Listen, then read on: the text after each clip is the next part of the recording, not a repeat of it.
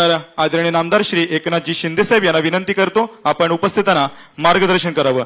अरे आवाज कुणाचा?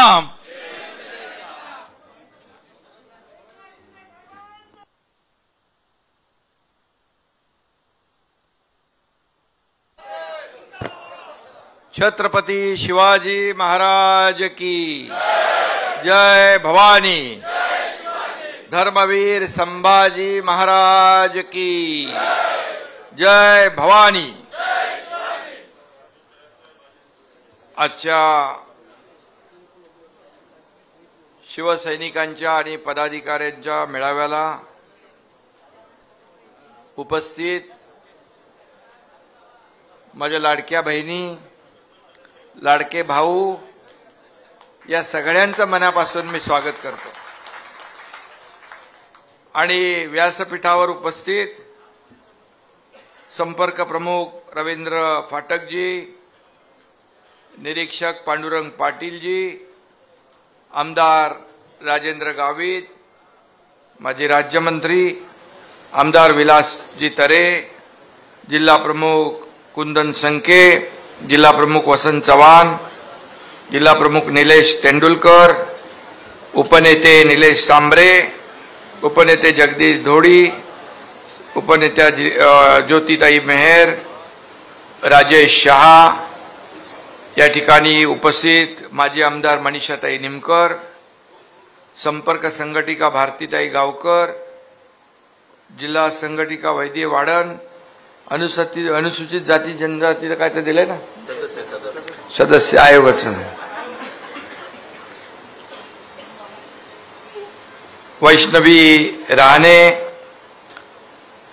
लक्ष्मी चांदणे, जिल्हा संघटिका दोन्ही, आमदार माजी आमदार श्रीनिवास वनगा, माजी आमदार अमित घोडा, माजी जिल्हा परिषद अध्यक्ष भारतीताई कांबडी, युवा सेना जिल्हाध्यक्ष साईराज पाटील, युवा सेना जिल्हाध्यक्ष कुणाल पाटील, युवा सेनेचे सौरभ अप्पा, उत्तम घरत, व्यासपीठावरील सर्व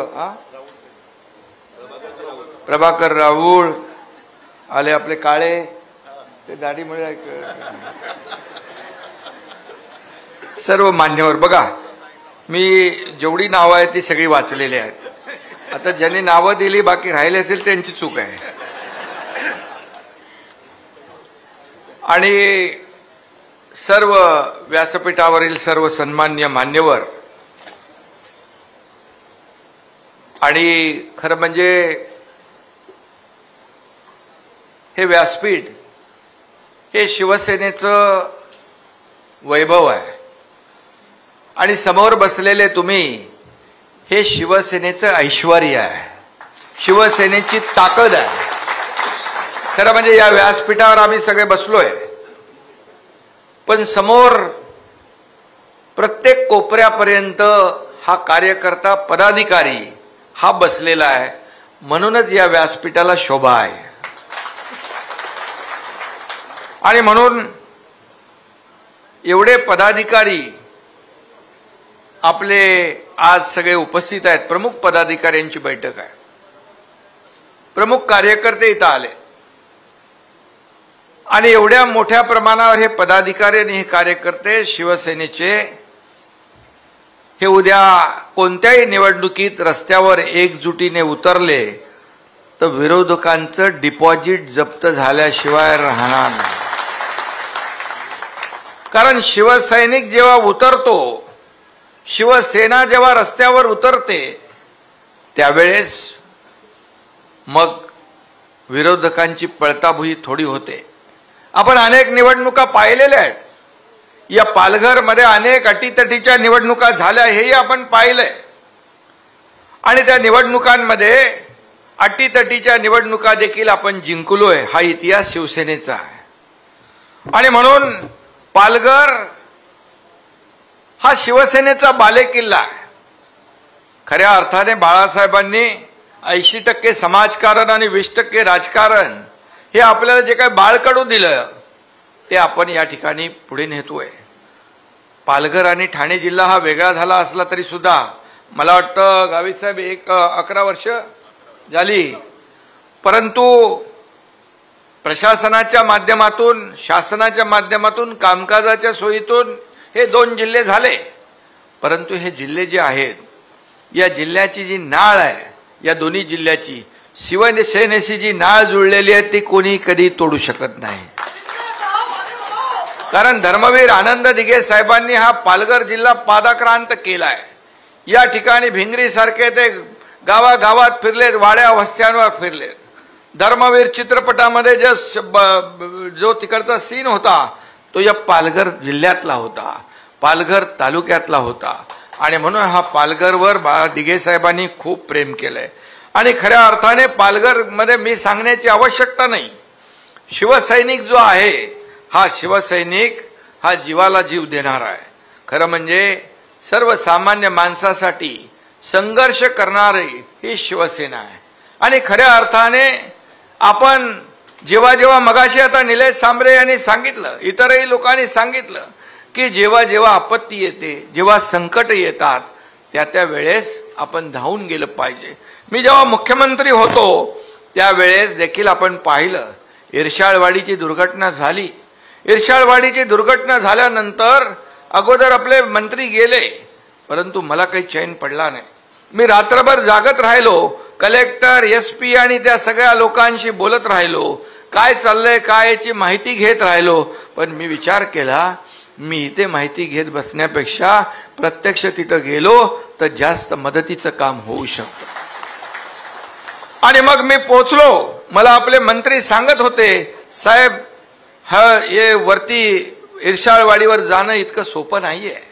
कारण मला त्यांनी सांगितलं देखील, एक फायर ब्रिगेडचा माणूस देखील वरती चालला होता, पण त्याला हार्ट अटॅक आला आणि त्याचा दुर्दैवी मृत्यू झाला. मी बोललो, काय मला काय घाबरवता का काय? पण मी त्यांना सांगितलं, तुम्ही सगळेजण अमुक ठिकाणी तुम्हाला आपल्याला चहाला बोलवले, नाश्त्याला बोलवले त्या हॉटेलमध्ये, हे सगळं झाल्यानंतर तुम्ही तिथं पोहोचा. मी पोचतो आणि मी SP आणि कलेक्टरच्या गाडीमध्ये बसून हा तुमचा एकनाथ शिंदे इर्शाळवाडीला पोहोचला. इर्शाळवाडीची परिस्थिती अतिशय भयानक होती. असे 5 कडे चढायचे होते. मला वाटलं एक आता संपला, आता दुसरा आता झालं, पोचलो आपण.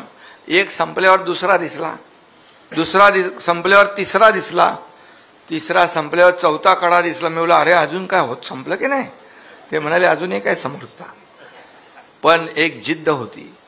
आणि आपल्या माणसांची जी काही तिथं आम्ही पाठवले होते ते काय परिस्थितीत काम करतायत आणि त्यांना जी काही मॉरल सपोर्ट पाहिजे तो देण्याचं काम मुख्यमंत्री म्हणून माझं होतं. आणि म्हणून मी पोहोचलो. तिथलं जे काही भयान वातावरण पाहिलं, पाऊस पडत होता, त्या ठिकाणी वादळ होतं, वारं होतं, धुकं होतं. आणि लोक तिथे गाडी जाऊ शकत नाही, JCB जाऊ शकत नाही, सायकल जाऊ शकत नाही, काही जाऊ शकत नाही. हाताने ते मातीचा ढिगारा उपसत होते. काही लोक त्याच्यातून जिवंत येत होते, काही लोक मृत झालेले ज्यांच्या डेड बॉडीज येत होते. एका ठिकाणी खड्डे एक टीम खोदत होती तिथल्या डेड बॉडी गाडण्यासाठी, आणि एक दुसरी टीम त्या ढिगारा उपसण्यासाठी. दुसरीकडे नातेवाईकांचा आक्रोश, आक्रंदन, त्यांचं वेदनादायी होतं, मनाला चटका लावणारं. त्यांना धीर देण्याचं काम त्यावेळेस आवश्यक होतं आणि मी त्यावेळेस ते काम केलं. मी सांगतो की त्यावेळची परिस्थिती बाकी होती, प्रसंग बाका होता, परिस्थिती कठीण होती. मला दिवसा काजवे, आपण म्हणतो ना दिवसा काजवे दिसतात, तसे दिसले होते तिकडे. कारण ते कठीण काम होतं. परंतु मी गेल्यामुळे तिथल्या लोकांना धीर आला, मॉरल सपोर्ट मिळाला, यंत्रणा काम करत होती, त्यांना बळ मिळालं. आणि मला या ठिकाणी तिथली परिस्थिती बघितल्यानंतर स्वतः जी जाणीव झाली, जो काही अनुभव प्रत्यक्ष डोळ्याने आपल्याला पाहायला मिळतो, तो बरंच काही करून जातो. आणि या महाराष्ट्रामध्ये पहिल्यांदा अशा प्रकारचं जे काय पुनर्वसन केलं इर्शाळवाडीचं, तुम्ही एकदा बघून या. महाराष्ट्रात नाही, देशामध्ये नंबर 1चं पुनर्वसन. अनेक प्रसंग आले, अनेक प्रसंग, महापूर आले.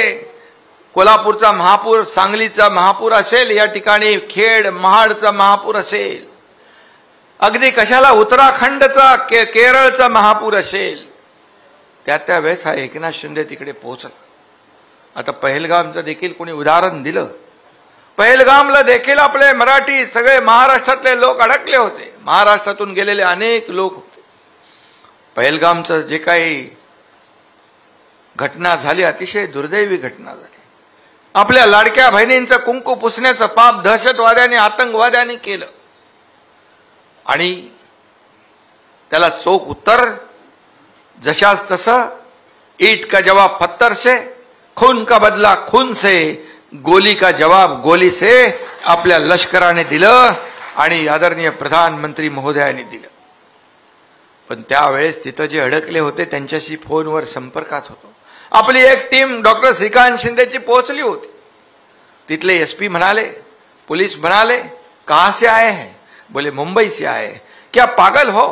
बोले क्या हुआ? अरे बोले यहां से लोग भाग रहे हैं और अब आ रहे हैं. बोले हम लोग भागने वालों में से नहीं, भगाने वालों में से हैं. और बोले त्यांनी लगेच म्हटलं, किसके लोग आहे? बोले शिंदे साहब के लोग आहे. आणि मग शिंदे साहेब पण येणार, त्यांना विश्वास होता शिंदे साहेब भी आ रहे, मला ओळखतात तिकडे. आणि मी तिथं गेलो, त्या लोकांना भेटलो. एक आपला माणूस जो अडकलाय तिकडे, त्याला वाटतं आपला माणूस आल्यानंतर फोनवर बोलल्यानंतर मला ते एकच सांगत होत्या, माझ्या लाडक्या बहिणी, लाडके भाऊ, ज्येष्ठ सगळे होते. बोले आम्हाला इथून लवकर काढा, आम्हाला इथून लवकर घेऊन जा. मग मी कसला बघतो, कसा मी थांबणार. मग पोहोचलो मी तिकडे आणि विमानं वगैरे सगळ्या छोट्या गोष्टी असतात. लोकांचा जीव महत्वाचा असतो. मग किती विमानं लागतील याचा हिशोब मांडायचा नसतो. जसं हे विरोधी पक्षाचे लोक, काँग्रेसचे लोक मिसाईल किती पडले, ड्रोन किती पडले याचा हिशोब मागताय. अरे तुम्हाला शर्म वाटली पाहिजे. सैनिक किती त्यामध्ये शहीद झाले, मुंबई बॉम्बस्फोटमध्ये किती शहीद झाले याचा हिशोब मागितला पाहिजे होता. पण दुर्दैवाने त्यांनी आपल्या भारतीय लष्करावर शंका उत्पन्न करण्याचं पाप केलं. देशाचे प्रधानमंत्री नरेंद्र मोदीजी यांनी घेतलेला जो निर्णय आहे त्याच्यावर शंका उत्पन्न करण्याचं पाप केलं. परंतु आपण त्या ठिकाणी पोहोचून मला आठवतंय, एका आर्मी हॉस्पिटलमध्ये मी गेलो. त्या ठिकाणी एक माणूस आपला पनवेल मधला जखमी झाला होता. त्याच्या मानेच्या इथून गोळी गेली होती आणि तो वाचला. त्याला मी भेटायला गेलो आणि तो मला जातात म्हणाला, जय सद्गुरू. आणि तो आपल्या बैठकीतला होता. बोला तुला सद्गुरूंनीच वाचवलेला आहे. आणि एक माणूस त्या गोळीबारातून वाचव. आणि आता मला सांगायला अभिमान वाटतो की आपल्याकडे जे चंद्रहार पाटील, सांगलीचे पेलवान, त्यांनी प्रवेश केला, ते आता 9 आणि 10 तारखेला आपल्या भारतीय लष्करासाठी 1000 पैलवानांचं रक्तदान काश्मीरमध्ये जाऊन करणार आहे. ही देशभक्ती आहे, ही राष्ट्रभक्ती आहे, शिवसैनिकांच्या नसानसात भरलेली आहे. बाळासाहेब सांगायचे, जो देशभक्त आहे तो कुठल्याही जातीपातीचा असू द्या तो आपला आहे. जो देशद्रोही आहे तो कुठल्याही जातीपातीचा असू द्या तो आपला दुश्मन आहे. आणि तोच मंत्र पुढे घेऊन चाललोय.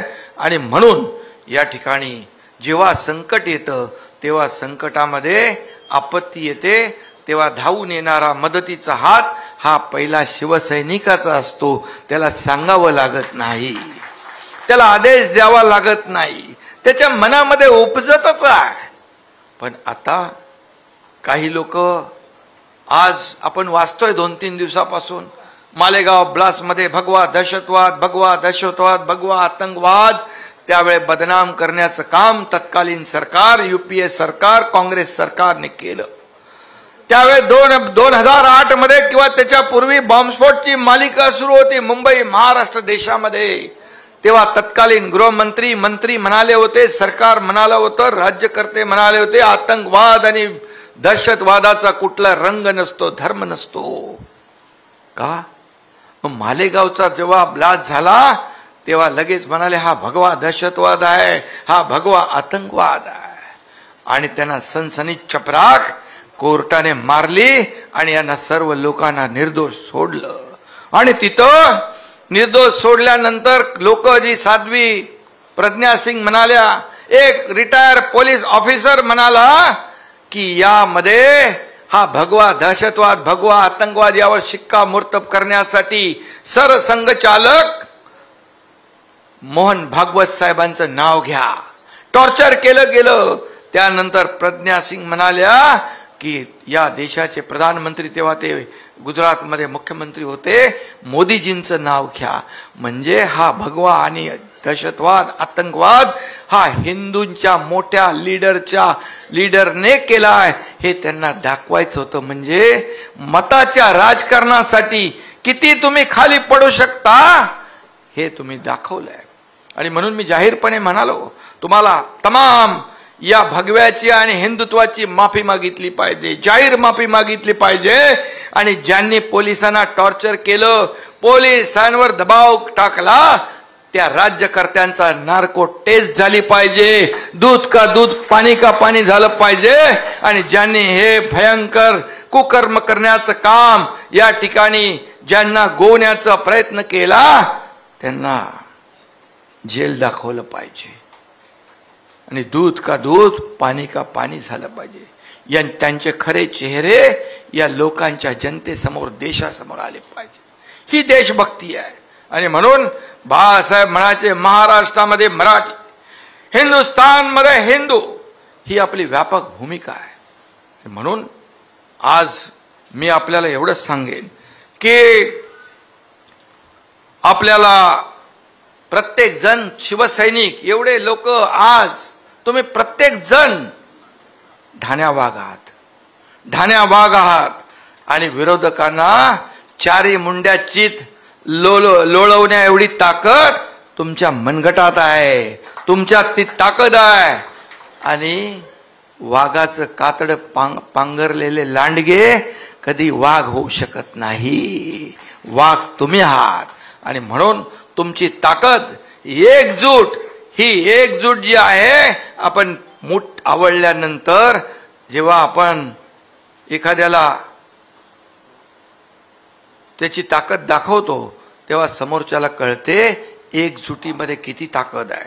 आणि म्हणून एवढंच मी सांगेन की अनेक आपण निवडणुका केल्या, 3 वर्ष आपण पाहिलं, 3 वर्षामध्ये आपण निवडणुका पाहिल्या, लोकसभा पाहिल्या, विधानसभा पाहिल्या आणि त्याचे निकालही पाहिले. 2.5 वर्षाच्या मुख्यमंत्री पदामध्ये मला अनेक कामं करण्याची संधी मिळाली. लाडकी बहीण योजना सगळ्यात हिट झाली, सुपरहिट झाली. विरोधक म्हणत होते लाडकी बहीण योजना होणार नाही, लाडकी बहीण योजना होणार नाही. हे फक्त चुनावी जुमले आहेत. परंतु बोलणारा आणि निर्णय घेणारा एकनाथ शिंदे होता, मुख्यमंत्री.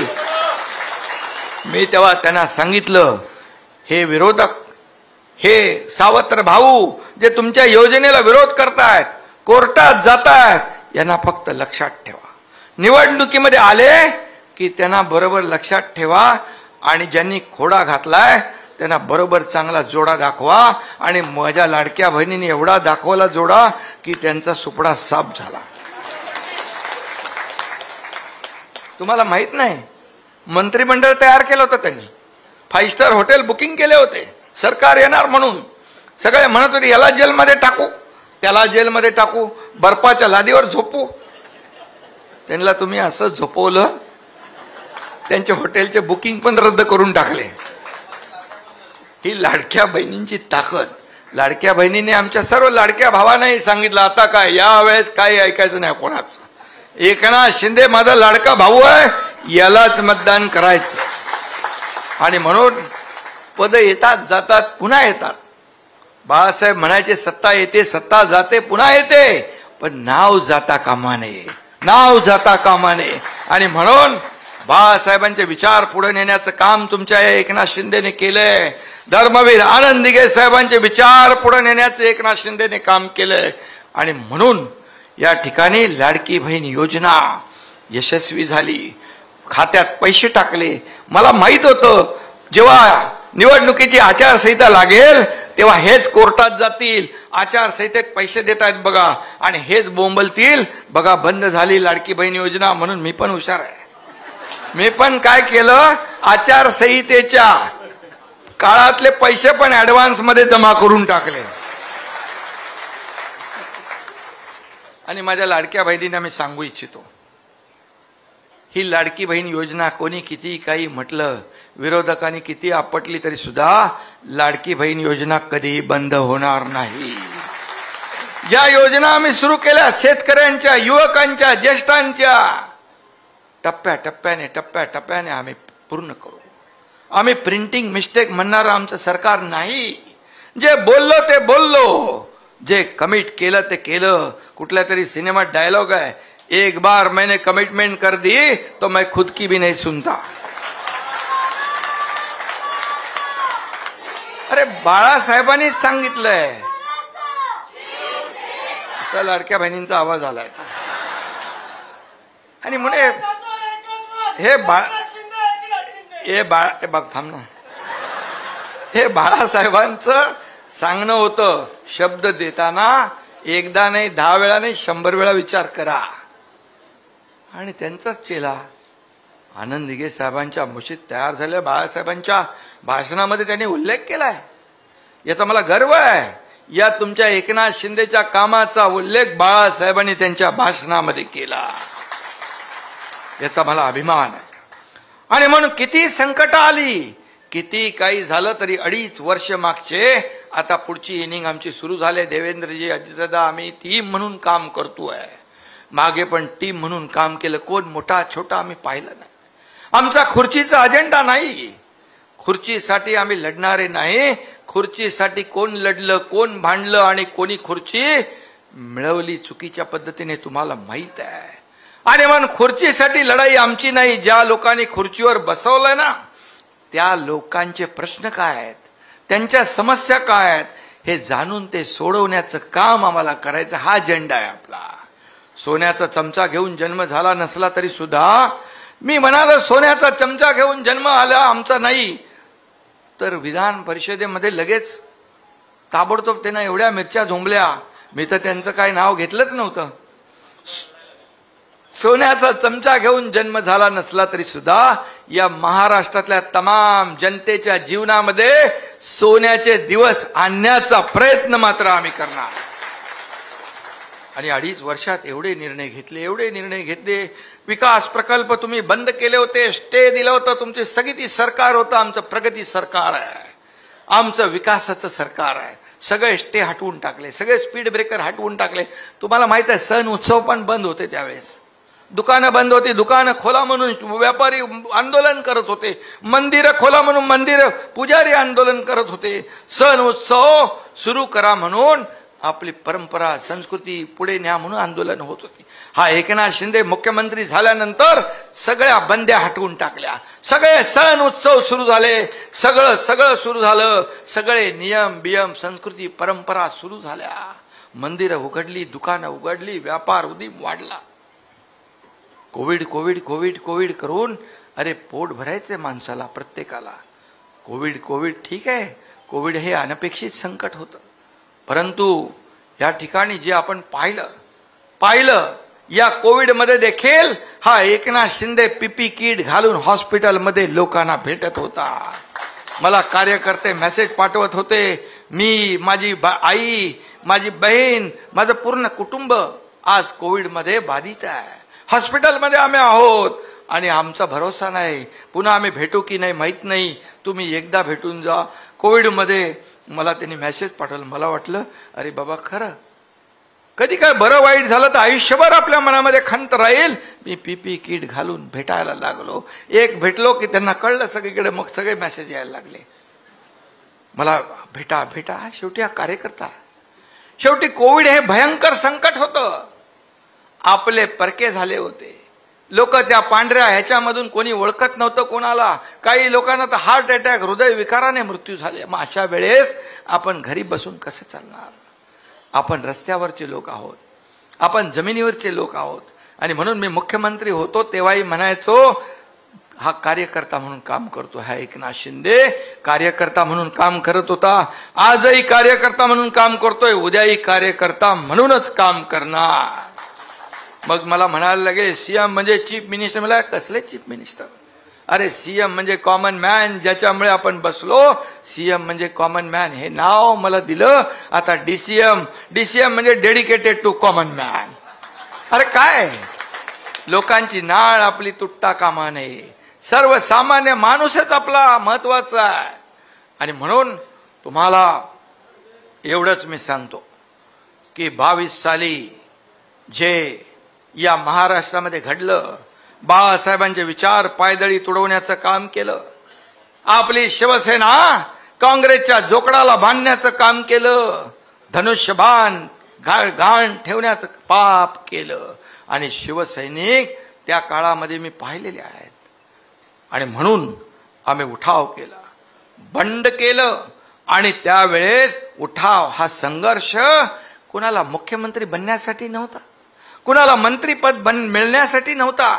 आम्हाला म्हणतात तुम्ही आमचं ताट ओढलं, ताट खेचलं, ताटात माती कालवी. अरे 2019 साली या महाराष्ट्रातल्या जनतेने महायुतीचं ताट बनवलं होतं, महायुतीचं ताट भरलं होतं. तुम्ही त्या ताटात माती कालवली, ताट खेचलं, काँग्रेस घेतलं, अनेक लोक घेतले जे बाळासाहेबांना नको होते. आणि आम्ही जेव्हा गेलो तेव्हा तुमचं मंत्रीपद सोडून गेलो, मंत्रीपदावर पाणी सोडून गेलो, मग सरकारमधून पाय उतार होऊन गेलो. 7-8 मंत्री सोडतं का कोण? मंत्रीपद सोडतं? साधा सरपंच पद सोडायला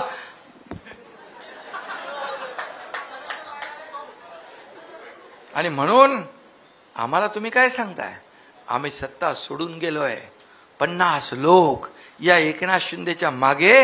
ही महाराष्ट्र नाही, देशातली नाही, जगातली पहिली घटना आहे, एकमेव घटना आहे. हा इतिहास आहे, हा विश्वास आहे, हा शब्द आहे, ही कमिटमेंट आहे. आणि म्हणून आज 2.5 वर्षात जे काम केलं आपल्या समोर आहे.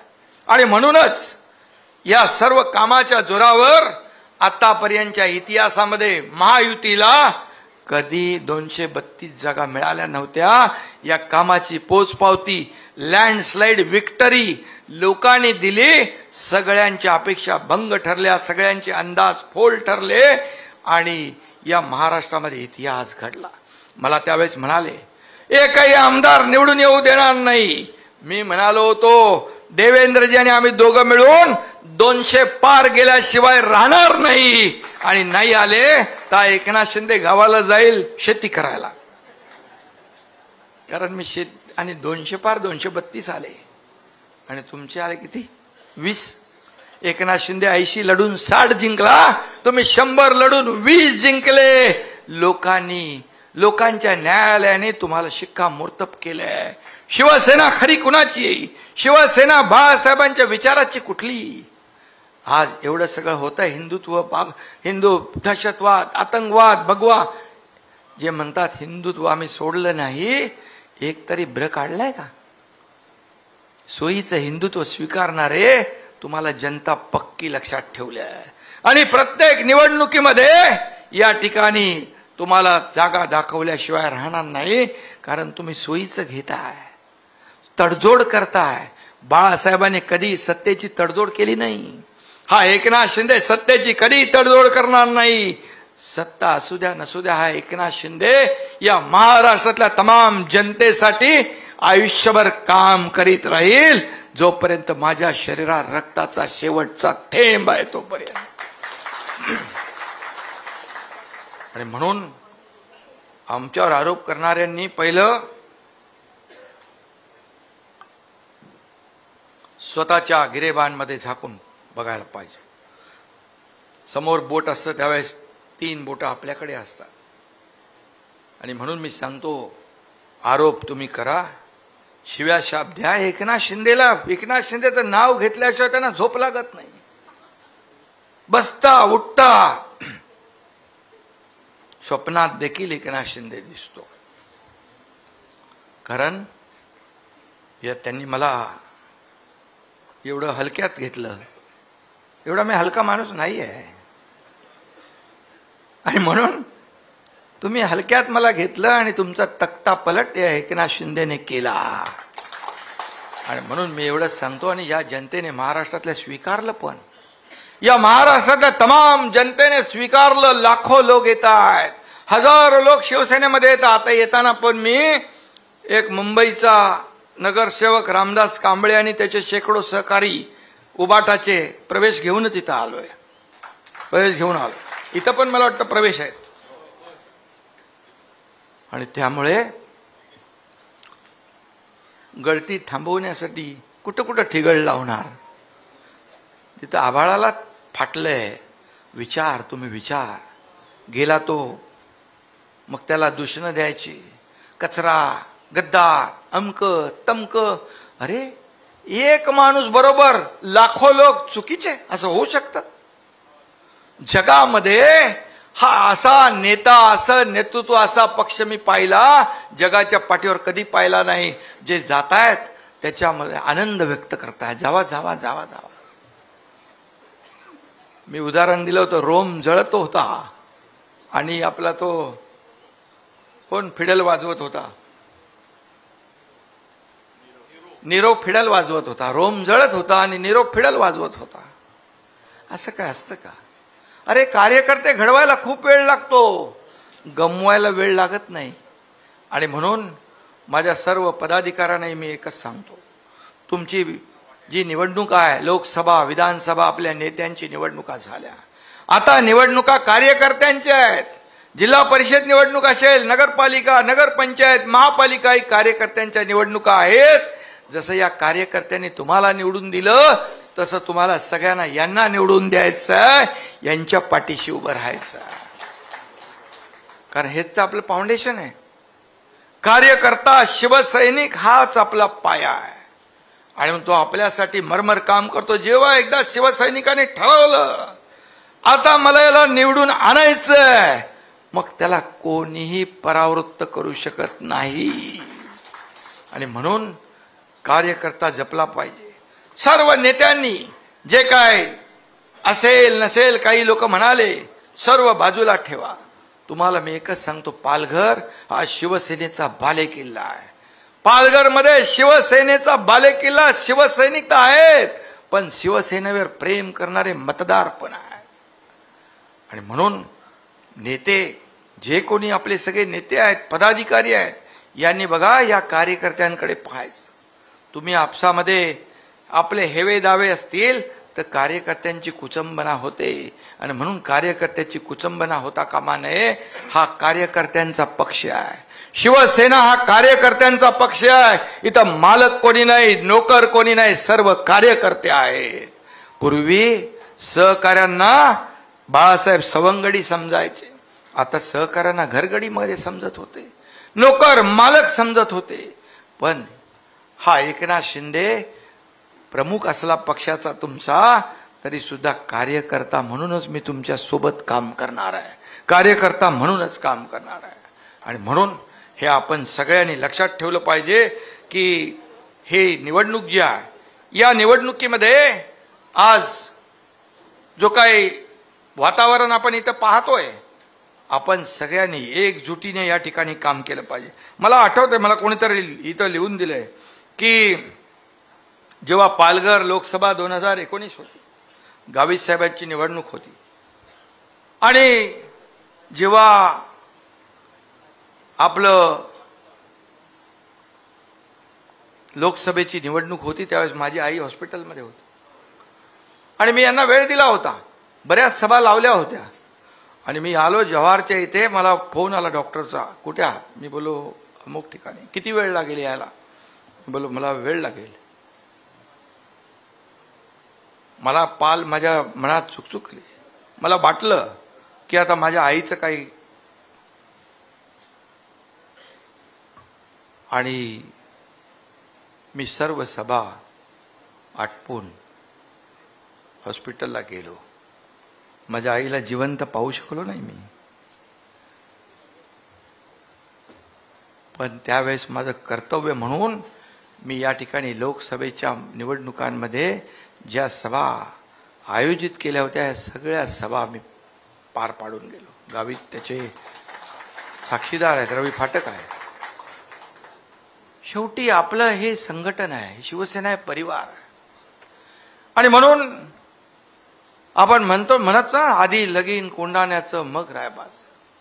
परंतु ते विषय जो आहे इतिहासामध्ये आज छत्रपती शिवाजी महाराजांचा आदर्श डोळ्यासमोर ठेवून आपण या राज्याचा कारभार करतोय.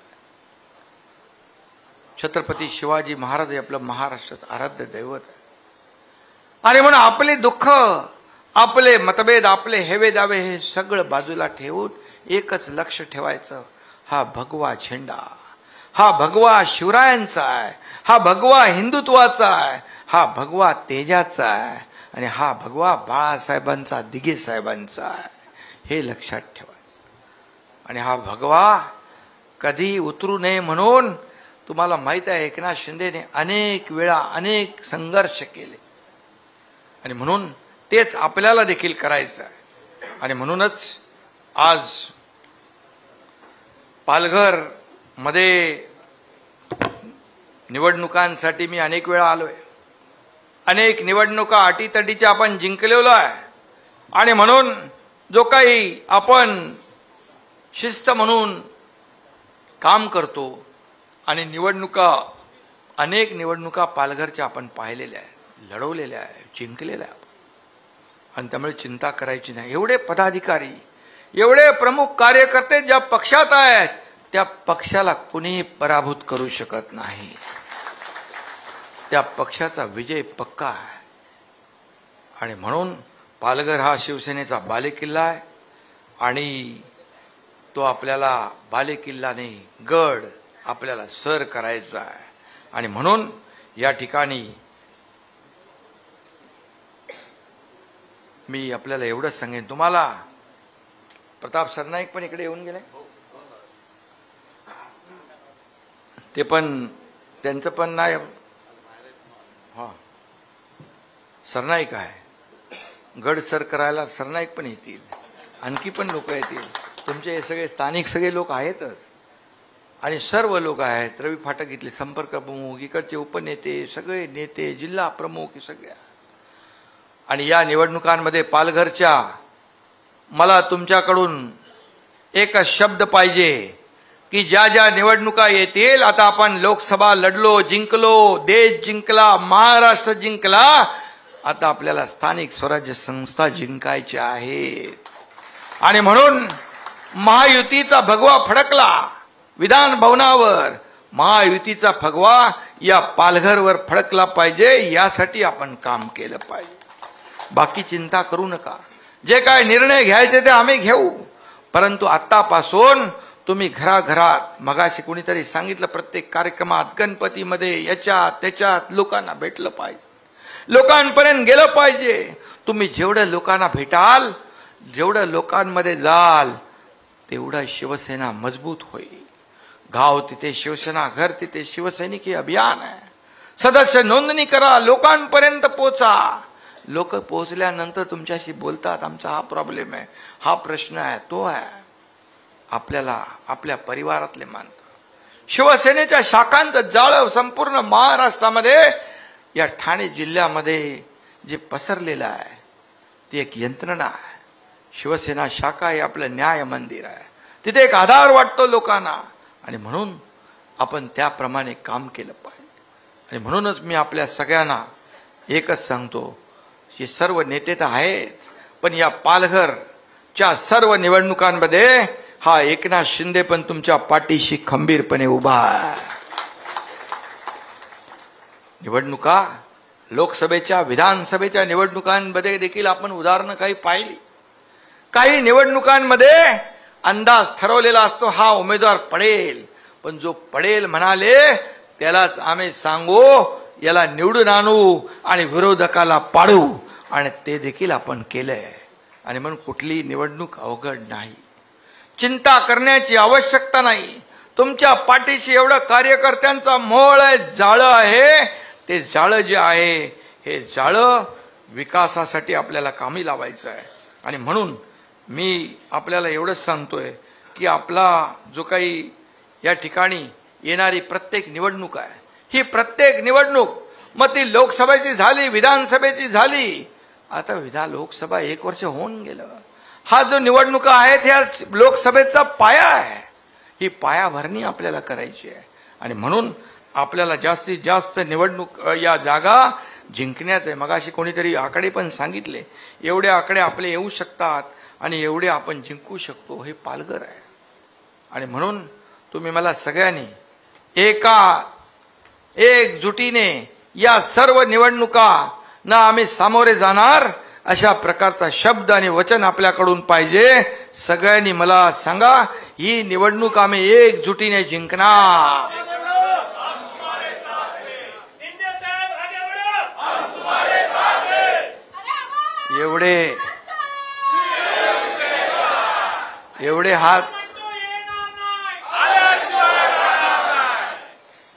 एवढे हात वरती आले, ते एक एकच केलाय. 2-2 केले असतं तर किती झालं.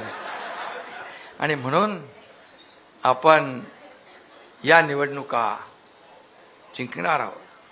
कामाच्या बलबुत्यावर कामाची पोचपावती लोकांनी दिली आहे, या निवडणुकीमध्ये देखील देतील. आणि म्हणून कार्यकर्ता बनून आपल्याला काम करायचंय. मी कोणीतरी आहे, मी कोई मंत्री आहे, उपमुख्यमंत्री आहे, मी मुख्यमंत्री होतो, मी मुख्यमंत्री आहे, खासदार आहे, आमदार आहे, मी पदाधिकारी आहे, असं डोक्यातून काढा. मी एक सर्वसामान्य कार्यकर्ता आहे असं समजून लोकांमध्ये जा. तुमचा कधी इगो आडवा येणार नाही.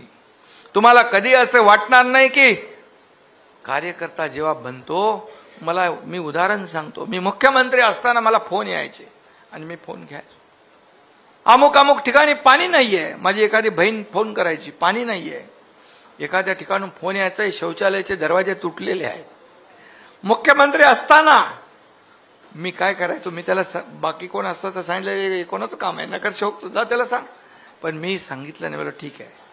मी त्याचा नंबर तर माझ्याकडे आलेला असतो.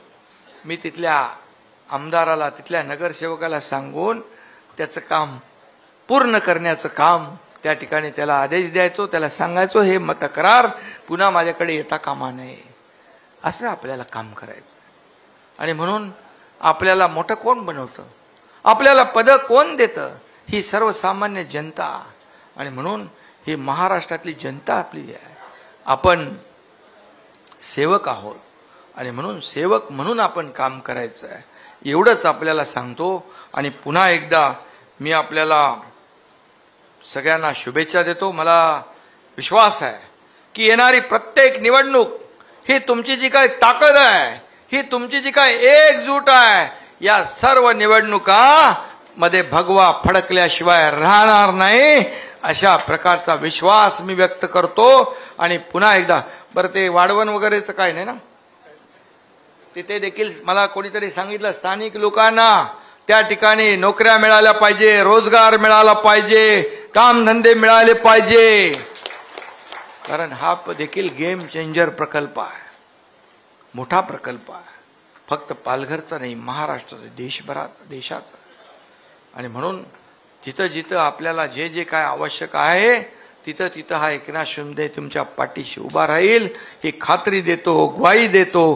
पुन्हा एकदा सगळ्यांना मी सांगतो, भगवा फडकवण्याचा आजपासून आपण संकल्प करूया. आणि गावागावात, तालुक्यात प्रत्येकाला भेटी गाठी मेळावे सुरू करूया. धन्यवाद. जय हिंद, जय महाराष्ट्र. सर्वांना विनंती आहे की आपण खालीच बसायचं आहे. मान्यवरांना विनंती आहे आपण आसनस्थ व्हावं. आता